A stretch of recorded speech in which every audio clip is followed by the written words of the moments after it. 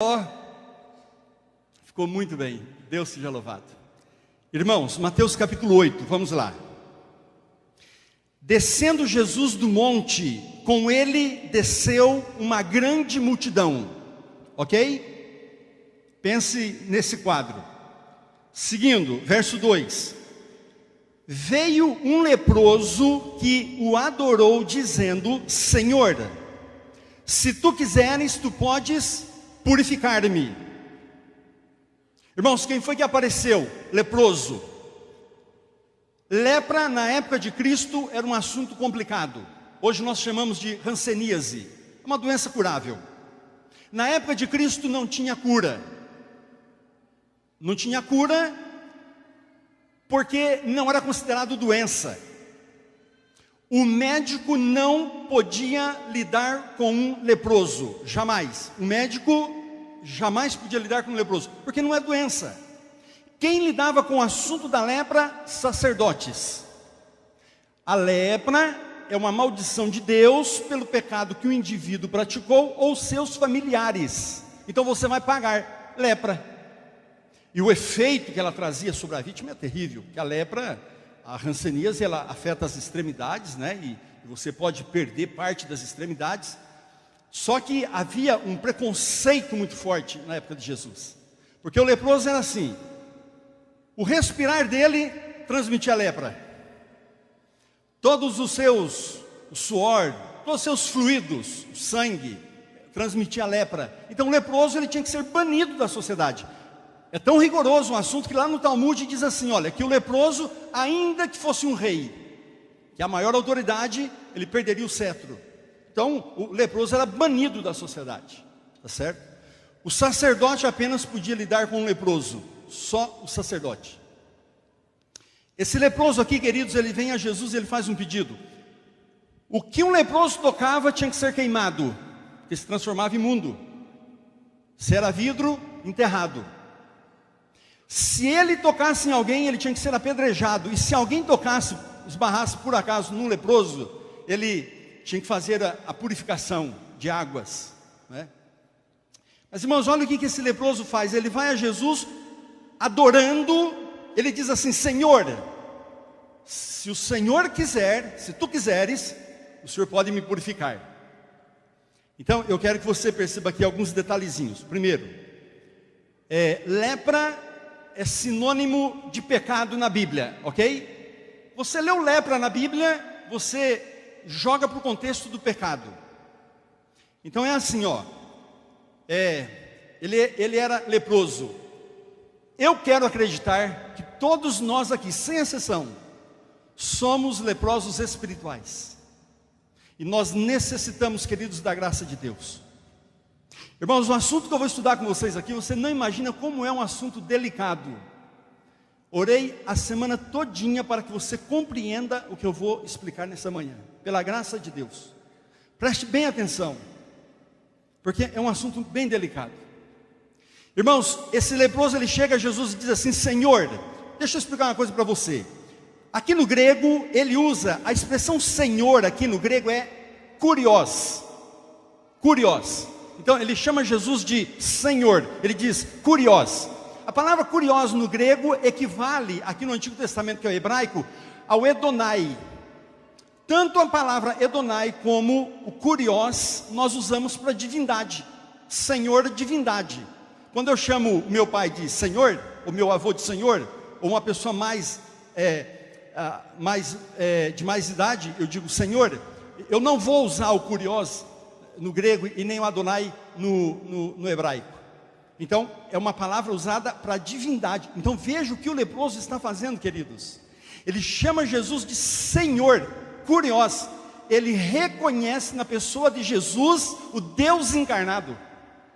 Isso é muito, para o contexto, isso é muito importante. Ou seja, ele reconhece Jesus, o Deus encarnado, o Salvador, mas ele é o quê? Ele é o quê? Leproso. Queridos, é possível estar na igreja, adorar a Deus, é possível conhecer muita coisa a respeito de Jesus e continuar leproso. Irmãos, não brinque com o diabo, porque ele não brinca com a gente.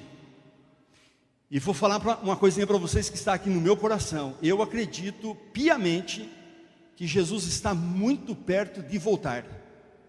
E até ouso dizer que muitos de nós aqui poderemos estar vivos quando Cristo voltar, de tão perto. Eu acredito que Ele está para voltar.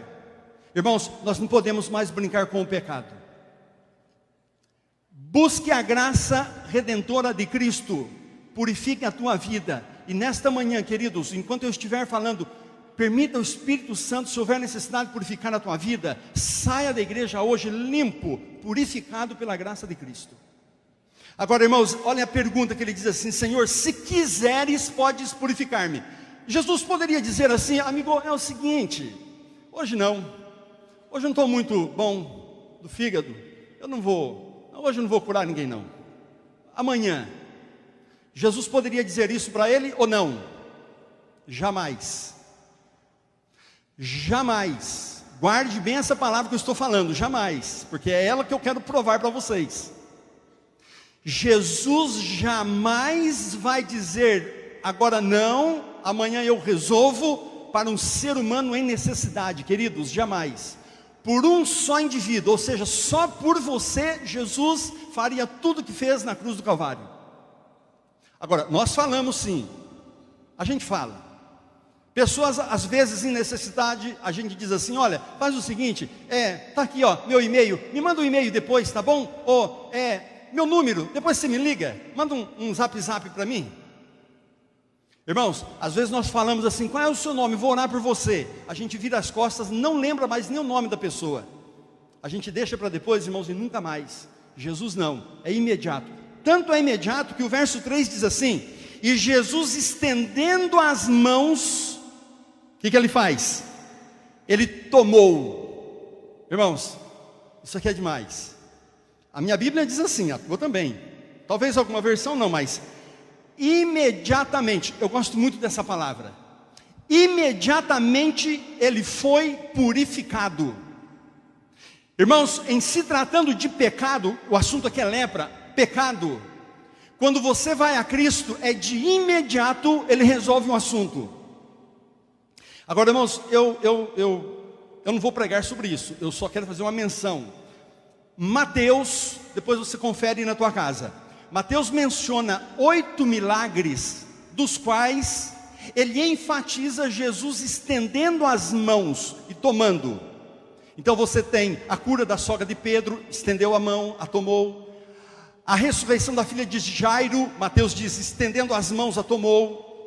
A multiplicação pães e peixes, estendendo a mão, tomou os pães, peixes, deu graça. Então Mateus, ele foca tudo que ele fala nas mãos de Jesus. Por quê? Porque Mateus quer que você entenda uma coisinha simples. Aliás, ele usa uma palavra aqui, que é o krateó. Então, tomou aqui é krateó. Tomou, krateó. Quando eu tomo nas mãos, o krateó, no grego, significa tomar nas mãos aquilo que me pertence. Você entende isso? Então veja bem, Mateus está dizendo assim, olha, e estendendo as mãos, Jesus tomou o leproso em suas mãos. Eu pergunto, quem é que está no controle agora? Jesus. Se Jesus está no controle, nada pode ficar descontrolado. Agora ele está nas mãos dele. Irmãos, tudo que Jesus toma nas mãos é multiplicado, é abençoado, tem vida. Você entende isto? Sabe por que alguns casamentos estão descontrolados? Divórcios acontecendo, divórcios emocionais, porque Jesus não está no controle do teu casamento. Por que alguns pais perderam o controle da educação dos filhos? Porque Jesus não está no controle da educação de teus filhos. Por que há pessoas descontroladas financeiramente, nessa crise que vem vindo aí? Porque Deus não está no controle da sua vida financeira. E por que pessoas têm descontrole emocional? Porque Jesus não está no controle de suas emoções. Não confundam um descontrole emocional com doenças do psique. Estômago fica doente, fígado fica doente, cabeça também fica doente. É uma depressão, é uma bipolaridade, enfim, toma um remédio, faz tratamento. Agora, quando você perde o senso da razão, o descontrole emocional, é outra coisa. É alguém que te cortou no trânsito, você não gostou, você abriu o vidro, xingou, esbravejou, e não foi suficiente, você tacou o carro em cima do outro. Isso é descontrole emocional. Se Jesus está no controle, não é o meu sermão, mas eu preciso dizer isso aqui para você. Quando você se levanta pela manhã, eu provo com muitos textos bíblicos e pelo Espírito Profecia isso que eu estou dizendo. Só vou dizer isso. Quando você se levanta pela manhã e antes de tomar banho, antes de comer, antes de fazer qualquer coisa, você dedica um tempinho à leitura da Bíblia, à oração, você está em comunhão com Jesus, você consagra a tua vida a Ele, você está literalmente colocando a sua vida nas mãos de Jesus, naquela manhã, para que durante todo o dia, quem vai estar no controle da sua vida é a pessoa de Jesus. Isso é na prática, faça isso. Verso 4. Então Jesus o chamou e disse: olha, você não diga a ninguém o que aconteceu aqui, mas vai lá ao templo, apresenta-te ao sacerdote do dia e ofereça a oferta segundo Moisés ordenou, para que lhes sirvam de testemunho. Eu quero que você entenda essa palavra, essa frase, para que sirva de testemunho. Preste atenção no que eu vou explicar para você, irmãos. Quando Jesus nasceu, ele teve muito problema. Herodes mandou matar a molecada de 2 anos para baixo, para ver se pegava ele também. Então, o ministério de Jesus foi um ministério onde os líderes de Israel odiavam. Essa é a expressão que você encontra na mensageira do Senhor. Eles tinham ódio do ministério de Jesus. Jesus viveu um ministério, irmãos, onde constantemente perseguido por líderes de Israel. Porém, Jesus amava os líderes de Israel. Eu falei para vocês que o médico não podia lidar com leproso, somente sacerdotes. Porque os sacerdotes tinham uma fala muito conhecida na época. Lepra não é doença, lepra é a maldição de Deus sobre o indivíduo, e somente Deus, somente Yahvé, pode livrar alguém da lepra. Não tem remédio, esse é um assunto de Deus. O último caso de cura de lepra que nós temos antes de Jesus foi Naamã, na época de Eliseu, 650 anos antes do nascimento de Jesus. Então o sacerdote dizia o seguinte: leproso, você vai fora da sociedade. Se por acaso, por alguma circunstância, você for curado, é uma benécia por parte de Deus, porque você é amaldiçoado. O que Jesus está fazendo aqui, irmãos? Meu filho, você não vai contar para ninguém. Você vai lá no templo, ofereça a oferta que Moisés ordenou, para que sirva para eles de testemunho. Irmãos, o que Jesus está fazendo aqui? O capítulo 8 de Mateus, irmãos, é de uma riqueza tremenda. Jesus está dando, no contexto bíblico, a última oportunidade, para que o ódio dos líderes de Israel se transformasse no mesmo amor que ele tinha para com eles. Irmãos, tremendo. Quando este leproso fosse dado o veredito pelo sacerdote: realmente você não é mais leproso. Mas vem cá, esse negócio é inédito. Porque, irmãos, há 650 anos apenas atrás houve a última cura de um leproso. Me diga aqui, leproso, como aconteceu isso? Como que Deus agiu na tua vida? E ele diria: eu fui curado por Jesus o Nazareno. Irmãos, eles não teriam como contestar, porque eles falavam, os líderes de Israel, sacerdotes, eles falavam em alto e bom som que era um assunto de Deus, e eles não poderiam dizer assim: não, ele não é Deus. Eles não poderiam dizer. Mas, irmãos, olha que a Bíblia se cala. A Bíblia se cala, ela não toca nesse assunto. E você continua lendo a Bíblia, e o ódio dos líderes de Israel leva Jesus à cruz do Calvário.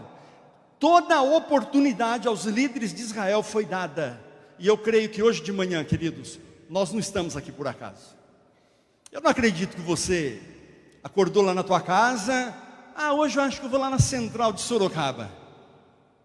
Salmo 119, 16. Você ainda não tinha forma humana no ventre da tua mãe. E Deus já havia planejado todos os teus dias. E todos os teus dias escritos no livro de Deus. Sabe o que é isso, irmãos? Quando um óvulo feminino é fecundado por um espermatozoide, no início, aquela massa genética que está se multiplicando, chama blástula. Davi está dizendo assim: meu filho, você lá no ventre da tua mãe ainda era uma blástula, você ainda não tinha forma humana, e Deus já havia determinado todos os teus dias da vida, todos os teus dias escritos no livro de Deus. Você acha que você está aqui hoje por acaso?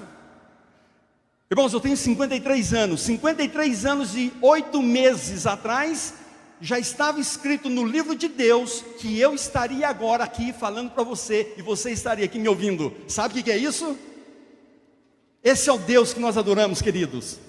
Um Deus de ordem, um Deus de plano. Eu poderia não estar? Poderia, porque Deus respeita o meu livre-arbítrio. Mas se eu deixar Deus, irmãos, guiar, se eu colocar minha vida no controle de Jesus, Ele vai te levando no plano de Deus. Pode ter certeza disso. Irmãos, eu preciso explicar para vocês que oferta foi que Jesus mandou esse leproso oferecer no templo. Abra sua Bíblia, por favor, Levíticos. Irmãos, pegue uma caneta se você tiver aí, ou então pega lá o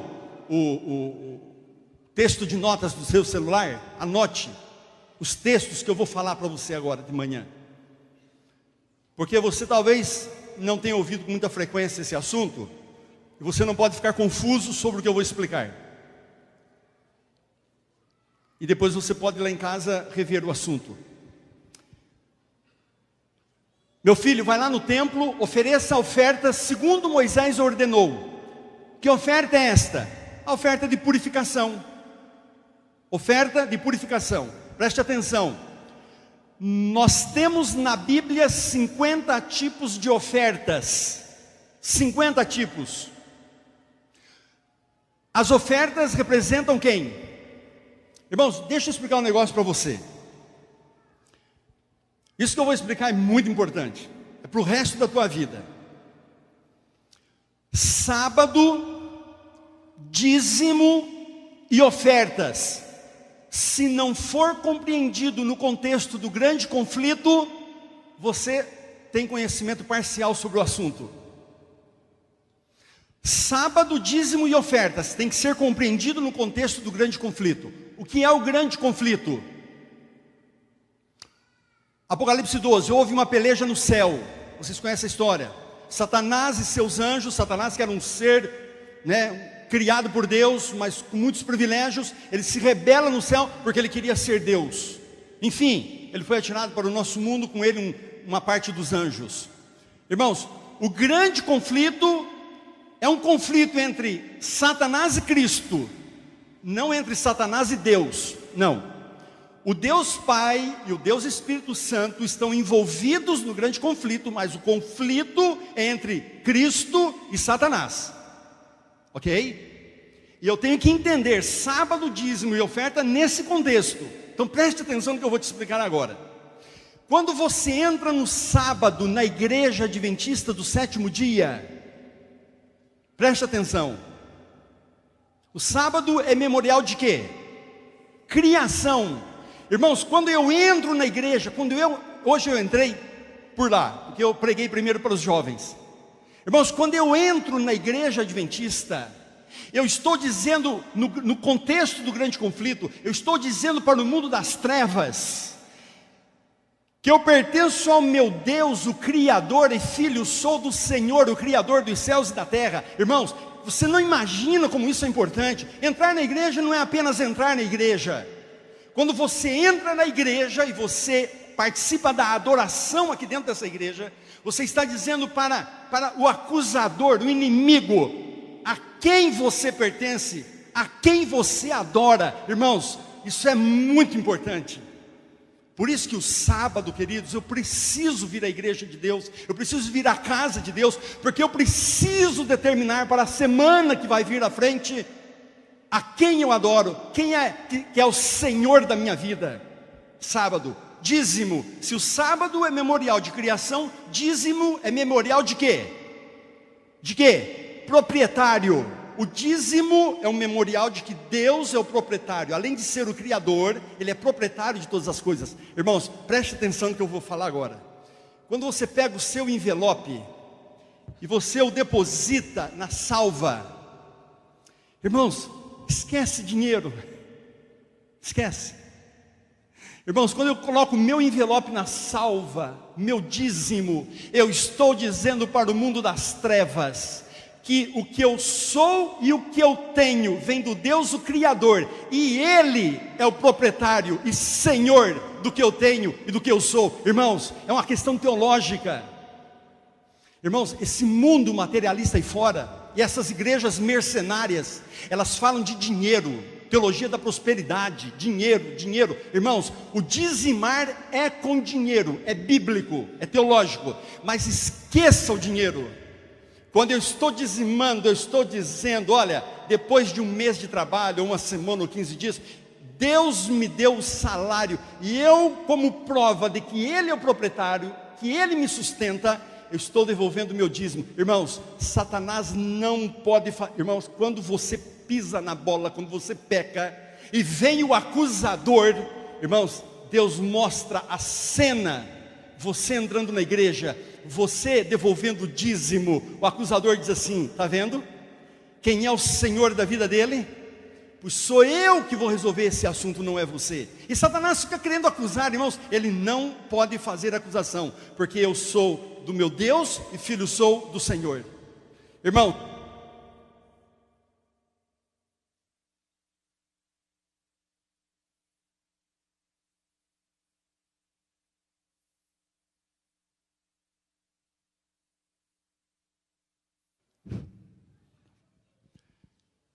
quando eu parei? 50 vezes a Bíblia, vocês estão ligados, eu já tinha desligado, não tinha não. Irmãos, 50 vezes você encontra 50 tipos de ofertas na Bíblia. Oferta sempre. Se algum dia algum pregador, irmãos, fizer uma aplicação à oferta que não seja para com a pessoa de Jesus, ele está traindo o texto. Sábado, memorial de criação, dízimo, memorial de propriedade de Deus, e oferta, redenção, Jesus o meu Salvador. Irmãos, você vem na igreja, você diz para o mundo das trevas que você adora o Deus o Criador. Você devolve o seu dízimo, você está dizendo para o mundo das trevas que o Deus o proprietário de todas as coisas, é Ele quem me sustenta, e a Ele eu estou adorando. Agora, irmãos, quando você coloca a oferta na salva, esse é o golpe mortal. A oferta arrebenta a cabeça da serpente. Porque quando você coloca a oferta na salva, irmãos, você está dizendo assim, olha, eu estou aqui por causa do sangue de Cristo Jesus. Irmãos, esquece dinheiro. Irmãos, Satanás ele se cala. Irmãos, aonde é a maior fragilidade nossa? No sábado, no dízimo ou nas ofertas? Me ajudem, me ajudem. Aonde vocês que são líderes, aonde a igreja adventista é mais frágil? No sábado, dízimos ou ofertas? Pastor Jairo, ofertas? Porque Satanás sabe que quando você está ofertando, você está dizendo para o mundo das trevas, eu fui lavado e eu pertenço a Jesus Cristo, por isso eu pertenço ao meu Deus, filho sou do Senhor. Agora, irmãos, todas as ofertas na Bíblia são santas, pois a única oferta que Jesus falou para o leproso, vai lá meu filho no templo e ofereça a oferta de purificação, é a única oferta que não é santa na Bíblia. Vamos ler isso aí? Irmãos, a oferta de purificação, quer anotar? É o capítulo 5, 6, o 7, o 12 e o 14 de Levíticos, oferta de purificação. Eu vou dar aqui uns detalhes sobre ela, mas se você quer estudar para valer, existe um livro da casa chamado A Mão de Deus ao Leme. Lá explica tudo sobre a oferta de purificação. Quer ver, irmãos? A oferta de purificação, ela não é considerada santa. E Jesus mandou ele ofertar esta oferta. Levítico 6, verso 25, por favor, leia a última palavra apenas. A última palavra do verso 25. Está escrito o que na tua Bíblia? Ah, eu quero ouvir.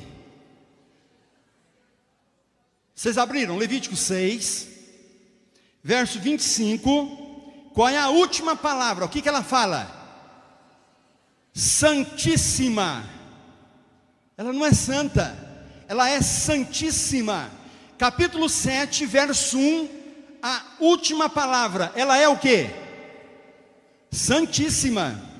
Capítulo 14, abra lá, capítulo 14 de Levíticos, verso 13, a última palavra, ela é o que? Ela é o que, irmãos? Santíssima. As ofertas são santas ao Senhor. A oferta que Jesus mandou o leproso levar no templo é santíssima. Qual é a diferença? Há diferença entre o santo e o santíssimo, ou é tudo igual? Você tem a base, o santuário. O santuário tem o primeiro compartimento, que é santo. O segundo compartimento é santíssimo. Por que que essa oferta é santíssima? Porque, duas razões. Esta oferta é a única oferta que no seu decorrer, no seu oferecer, representa Jesus ao nascer, o seu ministério, a sua morte, a sua ascensão e a sua vinda, e o ministério do Espírito Santo.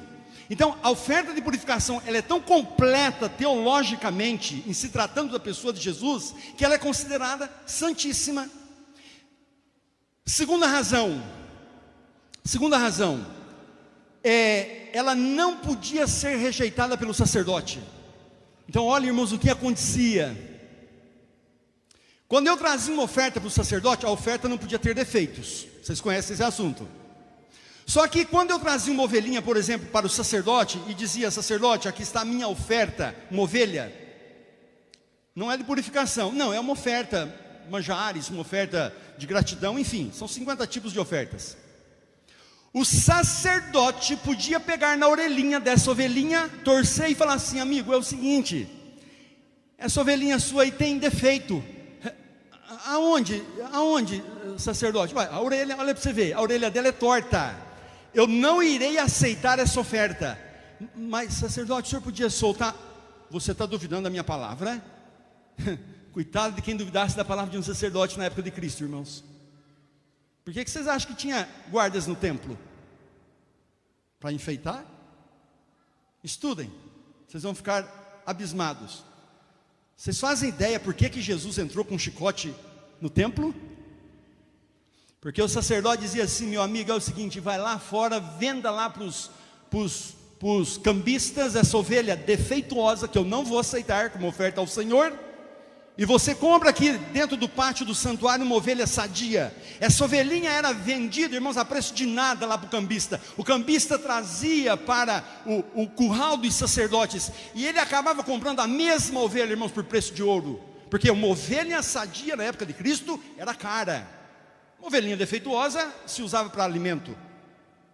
Então, queridos, havia desonestidade sim na época de Cristo.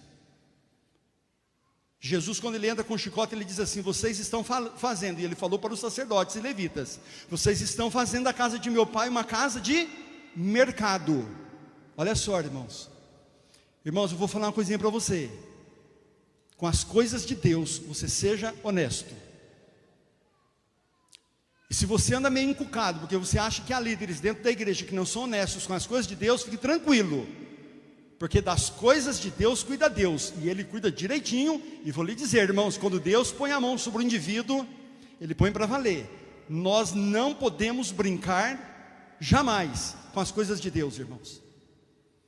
Agora, irmãos, a oferta de purificação, jamais um sacerdote podia dizer assim: ela tem defeito, eu não quero, enfim. Então, para terminar, deixa eu explicar para vocês o que é uma oferta de purificação. Uma coisa simples, irmãos. Está escrito aí, depois vocês vão ler. O indivíduo pegava um pote de barro, ele pegava 2 pombinhas vivas, ele pegava um pedaço de madeira, tinha que ser de cedro, não podia ser outra árvore, cedro.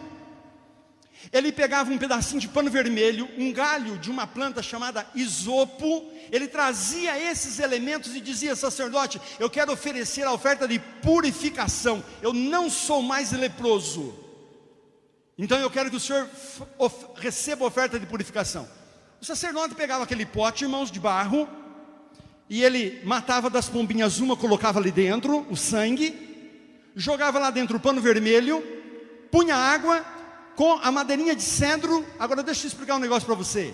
Eu não vou explicar cedro, pombinha, enfim, você estuda isso depois. Mas cada elemento deste que eu estou mencionando tem a ver com o ministério de Cristo e do Espírito Santo. Ele pegava, irmãos, depois essa água misturada com sangue, ele pegava o galho de isopo, molhava ali dentro, molhava a pombinha viva e soltava. Irmãos, só nesta pombinha viva que é solta, já está mais do que provado que o Espírito Santo é a terceira pessoa da Trindade. Tem gente dizendo por aí que o Espírito Santo é o poder de Deus, não é a terceira pessoa, babá. Só nessa pombinha você tem ali a teologia da mais profunda qualidade, que o Espírito Santo é a terceira pessoa da Trindade. Agora, irmãos, ele pegava o resto da água, ia diante do pecador e espargia aquela água com sangue no pecador e dizia: agora, filho, tu vai para casa, e durante 7 dias, você chegando em casa hoje, você vai raspar tudo que é cabelo e pelo do corpo, e todos os dias, por 7 dias, você vai tomar banho, água e sabão, banho, todos os dias. No 8º dia você volta, e eu farei uma análise física e vou dizer se você realmente está curado da lepra ou não, porque haviam doenças que tinham sintomas da lepra. Isso é oferta de purificação. Ué, pastor, o que há de especial nessa oferta? Calma, a oferta de purificação é a única oferta que ela era dividida em 2 períodos. O primeiro período era este, agora tem o segundo período. Com o primeiro período, o sacerdote dizia: você está curado da lepra. Ele voltava para a sociedade, podia trabalhar, ter a vida dele, enfim. Não poderia participar de ritos religiosos, nem na sinagoga e nem no templo. Então o que ele fazia? Eu quero agora fazer a segunda parte da oferta de purificação. E era simples. Ele pegava uma ovelha, trazia amarrada, chegava diante do sacerdote e dizia: sacerdote, aqui está a ovelha, eu quero que o senhor faça a segunda parte da purificação. O sacerdote matava aquela ovelha, irmãos, tirava as entranhas, dividia ela ao meio, metade da ovelha era queimada em cima do altar como oferta de purificação, e a outra metade como oferta pelo pecado. E aí o indivíduo, irmãos, estava livre, ele podia ir para a sinagoga, para o templo, ele agora fazia parte completa da sociedade. Oferta de purificação. Só que há um probleminha. A ovelha que ele trazia não podia ser ganha de ninguém, ele tinha que comprar a ovelha. E aqui é um problema, porque o leproso viveu lá em cavernas por tempo, sem trabalhar, sem ganhar dinheiro, e agora ele é inserido na sociedade, e ele precisa, para fazer os ritos religiosos, fazer a segunda parte da oferta de purificação. E a ovelha que ele tem que trazer, irmãos, para um sacrifício, é cara. Então suponhamos, irmãos, que ele diga assim: sacerdote, eu sou pobre, para eu comprar uma ovelha, por que não podia, irmãos, a ovelha ser ganha? Porque ele podia ter lá um amigo na cidade, ou seus familiares, e dissessem assim para ele: ó, nós vamos te presentear de uma ovelha, você vai lá e faça a oferta. Não, porque pelo princípio bíblico, eu não posso oferecer ao meu Deus algo que não me custe o quê? Nada. Vocês se lembram disso, irmãos? Quando Davi foi lá no eirado de Ornã fazer o sacrifício a Deus, Ornã disse assim para o servo de Davi: diga para o rei Davi que eu darei a terra para ele, porque Davi queria comprar a terra. Ele disse: não, eu dou de graça a terra, dou todas as pedras para o altar, dou toda a madeira para o sacrifício, e quantos animais o rei quiser eu darei. Qual foi a resposta de Davi? Como ofereceria eu ao meu Deus algo que não me custasse nada? Irmãos, porque quando Deus quis nos salvar, Ele deu o que de mais precioso Ele tinha no céu, o Filho amado. Então quando eu vou oferecer a minha oferta a Deus, tem que ser algo que me custou alguma coisa, é fruto do meu trabalho.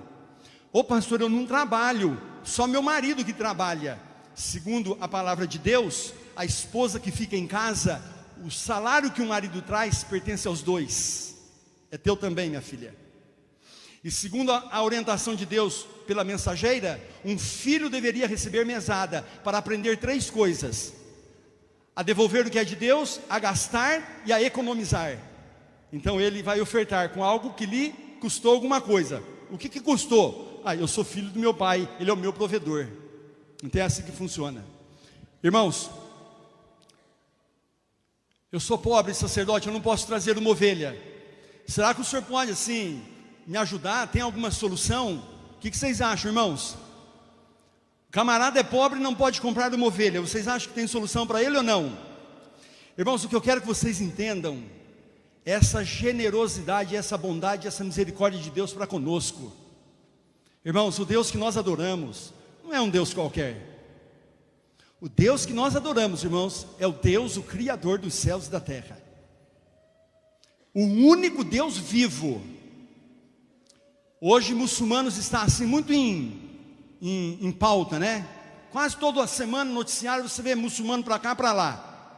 Observa que muçulmanos eles carregam uma bandeira, ou ela é preta escrita em branco, ou ela é branca escrita em preta.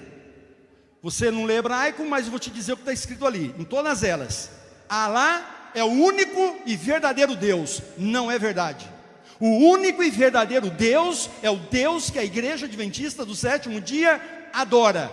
Porque Alá não mandou Jesus para a cruz do Calvário. O meu Deus enviou o Filho dele, Jesus Cristo, para morrer por mim na cruz do Calvário. Nós sim adoramos o único e o verdadeiro Deus, queridos. Você entende? Agora, irmãos, Levíticos capítulo 5, verso 7. Mas se os seus recursos não forem suficientes para o gado miúdo, a ovelha, então você poderá trazer para o Senhor como oferta de culpa e oferta de purificação, duas o quê? Duas o quê, queridos? Leia para mim. 2 pombinhas ou 2 rolinhas. Pronto, filho. Você é pobre? Eu sou pobre, sim, sacerdote. Eu não posso trazer ovelha. Então você me traga, filho, 2 pombinhas ou 2 rolinhas.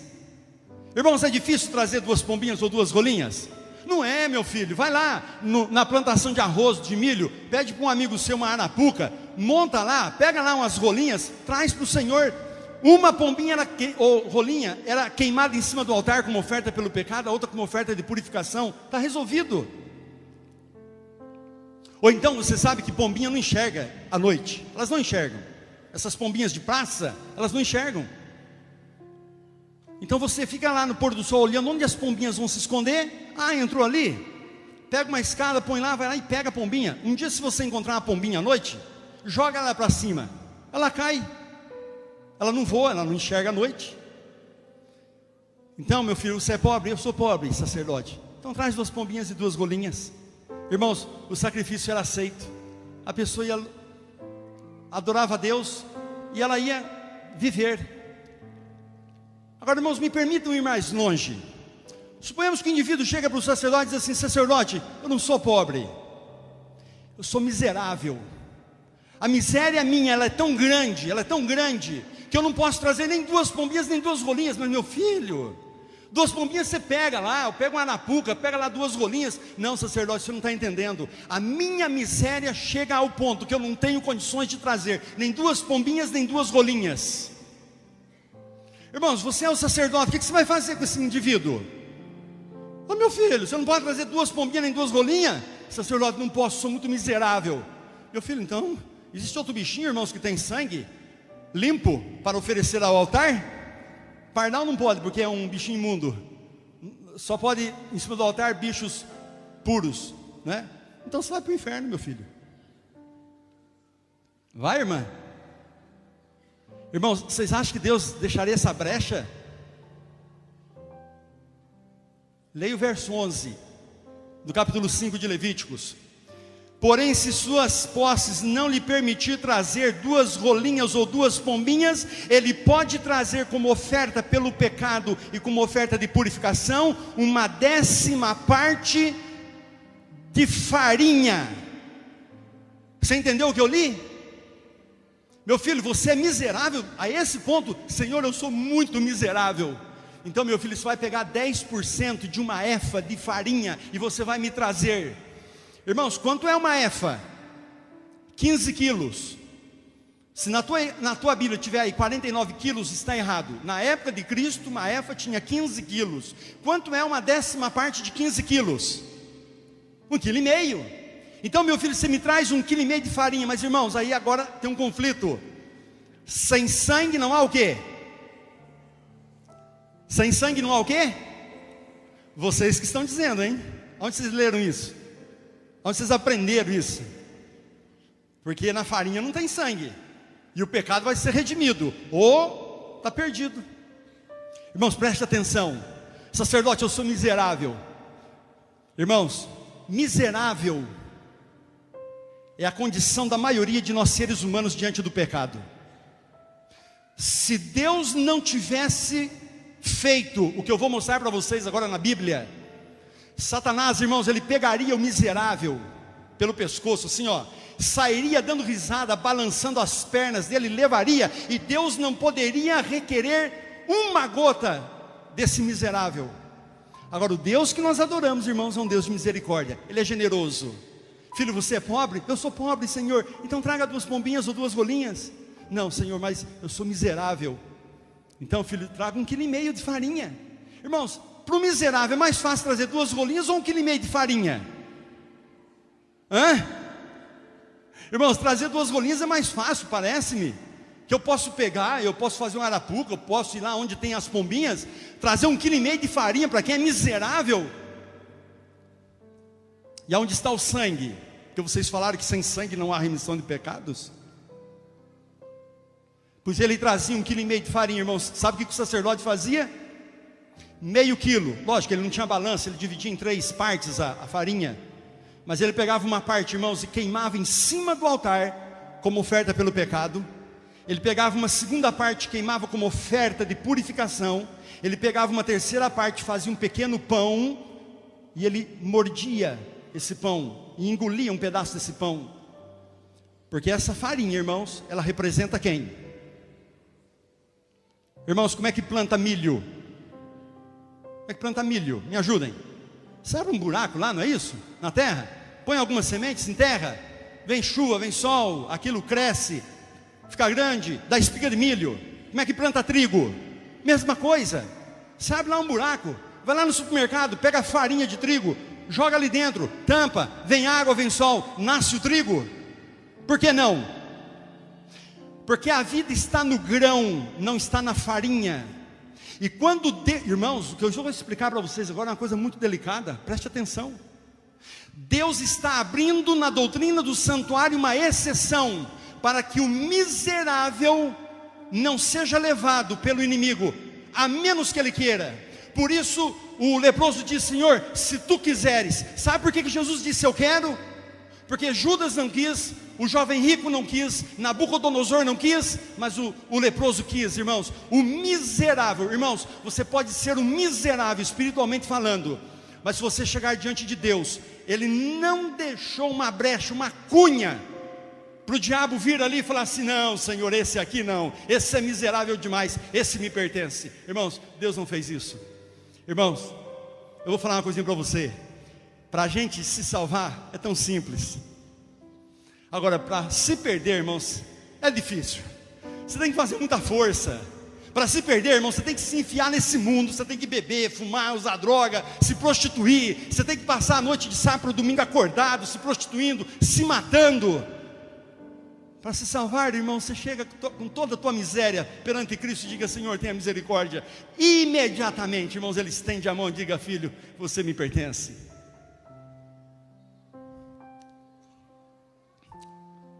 Cadê o sangue da farinha, irmãos?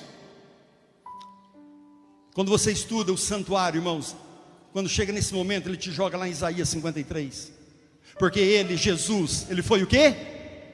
Moído pelos nossos pecados. Irmãos, porque eu planto a semente do trigo e nasce trigo, eu planto farinha que é da mesma semente e não nasce, porque a farinha não tem mais vida. Jesus foi moído pelos nossos pecados. A farinha representa a pessoa de Cristo, e Deus abre essa exceção para poder me salvar. Mas onde está escrito isso, pastor? Hebreus 9:22, anote isso, irmãos. Hebreus 9:22, abre lá em Hebreus 9:22. Eu não vou abrir, você vai ler para mim esse texto. Hebreus é um livro que foi escrito por quem? Quem escreveu Hebreus, irmãos? Quem escreveu Hebreus? Paulo. Como é que você sabe que foi Paulo? Porque a profetisa de Deus nos disse, ela nos revelou. Lendo Hebreus, a gente não sabe quem foi que escreveu. Então, irmãos, se um dia você for, preste atenção, se um dia você for para um congresso teológico, eles dão oportunidade para perguntas. Chega lá e dá uma assim, ó, dizendo, por favor, eu queria a explicação de Hebreus 9:22. Eu tenho absoluta certeza, irmão, se for um teólogo não adventista, ele vai dizer assim, amigo, Hebreus, primeiro, a gente não sabe quem escreveu. E ele tem uma confusão teológica tão grande, que ele é um livro que a gente praticamente descarta. Irmãos, o livro de Hebreus, ele é descartado pelos teólogos não adventistas. Porque a única igreja que tem a doutrina do santuário somos nós. Irmãos, Paulo escreveu Hebreus, por quê? Porque os judeus estavam querendo, depois de aceitarem a Cristo, praticar ritos que haviam sido impedidos com a morte de Cristo no Calvário. E Paulo escreve aos Hebreus dizendo como eles deveriam abandonar aqueles ritos. E agora, Jesus é o Cordeiro de Deus que tira o pecado do mundo. O que é que está escrito no verso 22 de Hebreus, irmãos, capítulo 9? Como é que começa o texto? Não, vocês estão no quase, mas como é que começa o texto? Com efeito, para que o sangue de Cristo tenha efeito, para que uma pessoa seja salva, com efeito, quase todas as coisas se purifica com o quê? Com sangue. Uma exceção, quase. Termina o resto do verso, irmãos. Porque sem o sangue não há remissão de pecados. Quando eu perguntei para vocês aquela hora, eu fiz uma pegadinha. Vocês citaram apenas a segunda parte do texto, porque a gente não se preocupa com a primeira parte. Irmãos, o texto de Hebreus está dizendo assim, ó.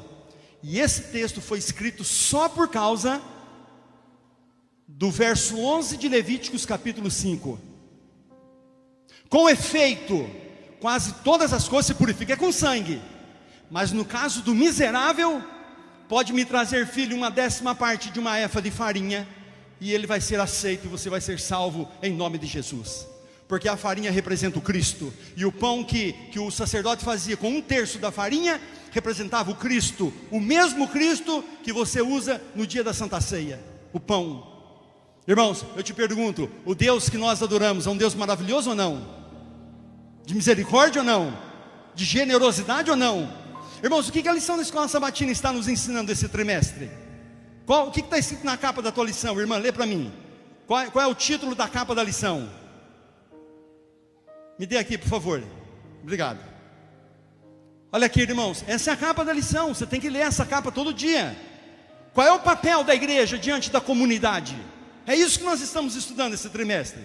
Qual é o meu papel diante da minha comunidade? O que eu tenho que fazer diante da minha comunidade como filho de Deus, salvo na pessoa de Jesus? Irmãos, qual é o meu papel? O teu papel, filho, no mínimo, é ser generoso e ter amor para com as pessoas. Que foi isso que Deus teve com você, seu miserável. Você agora que está na qualidade de salvo, você está se gabando? Você se assenta na igreja, cruza os braços e acha que já está salvo? Vá ser generoso como Deus foi generoso com você, e vai ser bondoso, e ame as pessoas como Deus amou você. Irmãos, é o mínimo que nós podemos ser como adventistas do sétimo dia. É o mínimo. Quero terminar agora e vou contar uma parábola para vocês.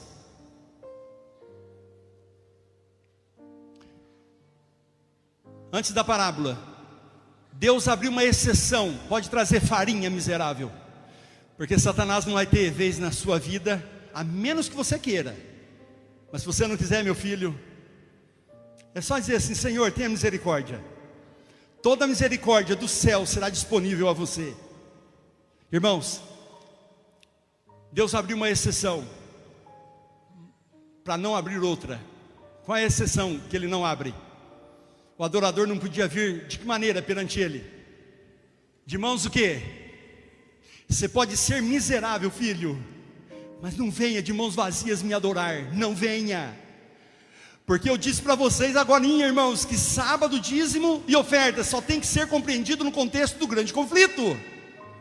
Quando você, adorador, se apresenta perante Deus sem o seu dízimo, sem a sua oferta, irmãos, não é questão de dinheiro, é uma questão de adoração, é uma questão de ser correto, é uma questão de ser fiel, é uma questão de estabelecer a quem eu adoro e a quem eu pertenço. Filho, você é miserável, mas por que trazer farinha? Por quê? Eu vou te explicar, miserável. Porque você está vivo, e se você está vivo é porque você anda comendo. Porque quem não come morre. Então você vai economizar seu café da manhã, seu almoço, seu jantar, e vai trazer para mim. Mas não venha de mãos vazias, porque se você é adorador comparecer perante mim de mãos vazias, meu filho, Satanás, o acusador, dá risada. Ele vai ter todas as prerrogativas para levar você à minha presença. Então você nunca compareça perante mim. Irmãos, há 3 contextos bíblicos que falam isso que eu estou explicando para vocês. Não compareça perante o Senhor de mãos vazias. Irmãos, quando você vier adorar a Deus, traga os seus dízimos e as suas ofertas. Mas pastor, eu sou pactuante. Eu quando separo o meu dízimo, eu já separo também a minha oferta. Essa é a melhor maneira de ofertar a Deus. Você quer ofertar a Deus de forma correta? Você recebeu, separou o dízimo, separa um percentual em oferta. Quanto, pastor? Quanto? Deus não deu a nós pastores o direito de estabelecer quanto você vai trazer de oferta, porque o sentimento de gratidão que você tem é diferente do sentimento dela. Por isso a Bíblia diz assim: segundo o propósito do teu coração e segundo as tuas posses. Mas separou o dízimo, separa um percentual em oferta, coloca dentro do envelope, traga no próximo sábado. Irmãos, olha o que eu vou te explicar agora. Hoje eu devolvi meus dízimos e ofertas na igreja. Até o meu próximo salário, mês que vem, eu não estarei de mãos vazias perante o meu Senhor, até o meu próximo salário. Irmãos, não tem maneira mais maravilhosa de adorar o nosso Deus do que esta. Que você devolve o dízimo, oferta. Todos os cultos de adoração que você participar até o teu próximo salário, você não está de mãos vazias perante o Senhor. Por que eu falei lá no início, irmãos, que é muito delicado o assunto que eu ia tratar com vocês? Porque nós vivemos na crise da instituição.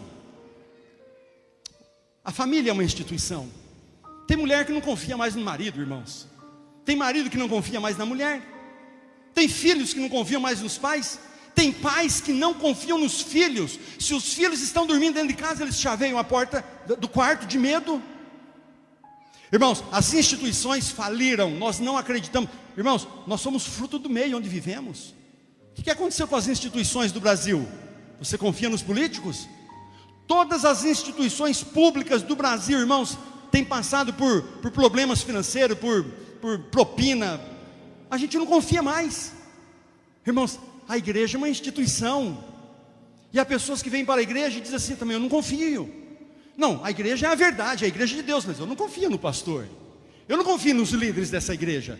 Eu não confio nessa liderança. Imagina, brasileiro, é sistêmico esse negócio de ser desonesto. Irmãos, não deixa Satanás fazer isso na tua cabeça. O assunto não é dinheiro. O assunto é a quem eu adoro, que camisa eu estou vestindo, quem é o dono da minha vida. Eu vou contar uma parábola para você. Não traga ovelha se você pode trazer 2 pombinhas ou 2 rolinhas. Irmãos, não venha aqui com 2 rolinhas se você pode trazer ovelhas. Vocês entenderam o que eu expliquei? Não apareça aqui, irmãos, com 1,5 kg de farinha se você pode trazer uma ovelha gorda e bonita para Deus. Você pode enganar a tua esposa, teu marido, o pastor, o tesoureiro. A Deus você não engana. Deus conhece teu coração. É Ele quem dá tudo que você tem e possui. Tem pessoas, irmãos, trazendo farinha, e elas poderiam trazer uma ovelha linda para o Senhor e para a pregação do Evangelho, mas ela arruma desculpas. Aqui que eu acho delicado, sabe por quê, irmãos? Porque o diabo pode fazer você pensar no coração: esse pastor é vivo, hein? Ele vem com essa conversa de adoração, de Deus, não sei o quê, mas o negócio dele é dinheiro. Irmãos, em nome de Jesus, meu negócio não é dinheiro. O meu negócio é que você seja abençoado aqui dentro dessa igreja. Esta é, irmãos, a igreja remanescente. Vocês vão dizer amém, não? Irmãos, vocês estão dentro da igreja remanescente de Deus. E irou-se o dragão contra a mulher, Apocalipse 17. Essa mulher, irmãos, é a igreja remanescente. E ele foi fazer guerra contra os seus descendentes, que somos nós, os que guardam os mandamentos de Deus e possuem a fé na pessoa de Cristo Jesus. E essa fé é manifestada, irmãos, quando eu venho adorá-lo em espírito e verdade. E há 4 elementos que têm que estar presentes, irmãos, no momento da minha adoração: o estudo da Bíblia, momentos de cânticos, momentos de oração, e o momento das minhas oferendas, meus dízimos e as minhas ofertas. Irmãos, é uma questão de grande conflito. Não vou mentir para vocês. Ah, não, a igreja não precisa de dinheiro, né? Não vou mentir para você. Lógico que precisamos de dinheiro. Sabe quantos missionários, irmãos, em 2017 serão brasileiros enviados para o mundo? Esse ano nós enviamos 25 missionários. Ano que vem serão 1000 missionários. 1000. Precisamos de dinheiro? Precisamos, sim. Mas o que Deus precisa é estar na tua vida, no teu coração, e você salvo, e você pertencer a Deus e filho ser do Senhor. Amém.